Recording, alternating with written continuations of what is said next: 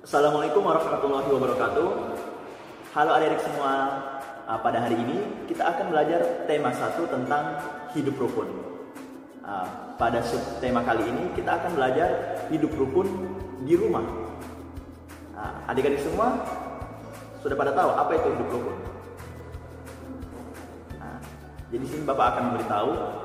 Jadi hidup rukun yaitu sikap saling menghargai, saling menghormati, dan saling menyayangi kepada antar sesama manusia. Karena kita di sini belajar hidup rukun di rumah, berarti kita harus saling menyayangi, menghargai, dan menghormati kepada seluruh anggota yang ada di dalam rumah, seperti ayah, ibu, atau saudara-saudara kita semua, entah itu dengan kakak atau dengan adik. Itu pengertian hidup rukun. Adik-adik semua, ada beberapa contoh hidup rukun di rumah, seperti membantu menyelesaikan pekerjaan rumah. Contohnya membersihkan rumah, membantu ibu memasak, mencuci baju, terus mengangkat jemuran, apalagi Palu sedang musim hujan. Ketika sudah bunyi gerimis, itu tanpa disuruh orang tua, adik-adik bisa langsung mengangkat pakaian. Banyak sekali hal-hal yang bisa membuat rukun di dalam rumah.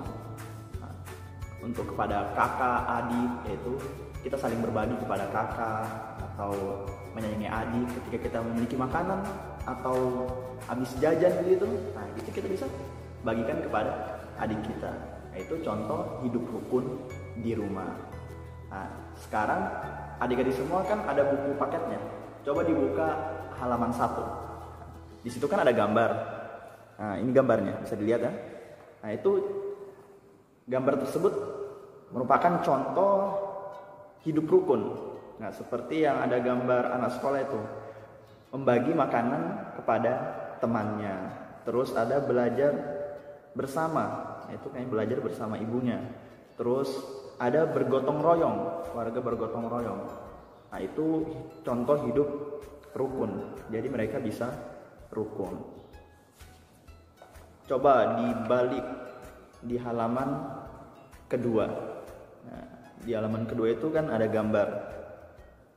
Itu suasana di dalam rumah yang rukun. Di halaman kedua ini, di sini kan ada teks, ada gambarnya juga.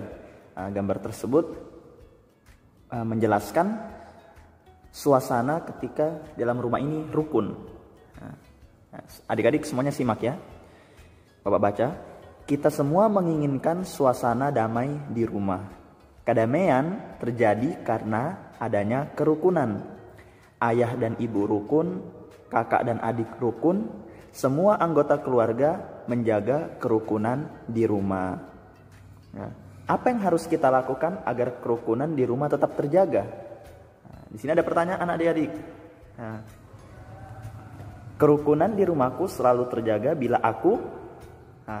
Jadi di sini apa yang harus kita lakukan agar di rumahnya adik-adik semua, termasuk di rumahnya bapak juga, supaya di rumahnya kita ini tetap terjaga kerukunan. Apa yang harus kita lakukan?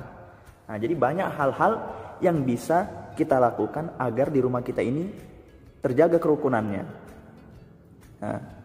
Seperti contoh-contoh yang tadi, seperti membantu pekerjaan rumah, membantu orang tua, membantu ayah mencuci motor atau mencuci mobil, atau membantu ibu lagi sedang masak. Ketika kerukunan sudah terjadi, rumah kita rukun, ya pasti suasana damai yang tercipta di dalam rumah tersebut. Kan adik-adik semua pingin kan di rumahnya damai, di rumahnya rukun semua kan bahagia. Jadi hal-hal tersebut yang harus kita lakukan supaya tercipta kerukunan di rumah. Jadi adik-adik ya mulai dari sekarang belajar, walaupun masih kelas 2 SD, ya belajarlah membantu orang tua, menyapu halaman. Itu termasuk hal-hal yang menjadi rukun di dalam rumah. Ketika punya makanan, habis jajan di luar begitu, beli snack atau beli kue, itu dibagi kepada adiknya atau dibagi kepada kakaknya. Hal-hal tersebut yang bisa membuat kita menjadi rukun. Nah, kita bangun dulu kerukunan di keluarga kita dulu. Nah, kita bangun. Ketika kerukunan sudah terjadi di keluarga kita, di rumah kita, nah itu nanti akan terjadi juga di lingkungan masyarakat. Nah, seperti itu contohnya. Nah, di sini Bapak juga akan memberitahu hal-hal yang tidak boleh kita kerjakan, nah, sehingga menimbulkan ketidakrukunan di dalam rumah. Jadi jangan sampai kita kerjakan, tidak boleh. Nah, jadi ada beberapa contoh yang hal-hal yang tidak boleh kita kerjakan. Contoh, melawan kepada kedua orang tua. Ketika disuruh, ketika dia amal soleh, malah tidak mau. Atau dipanggil tidak menyahut. Atau dipanggil malah kita balas dengan perkataan yang kasar. Ketika dipanggil, adik sini dulu, atau adik amal soleh, malah dijawab dengan apa? Tunggu dulu, masih main HP.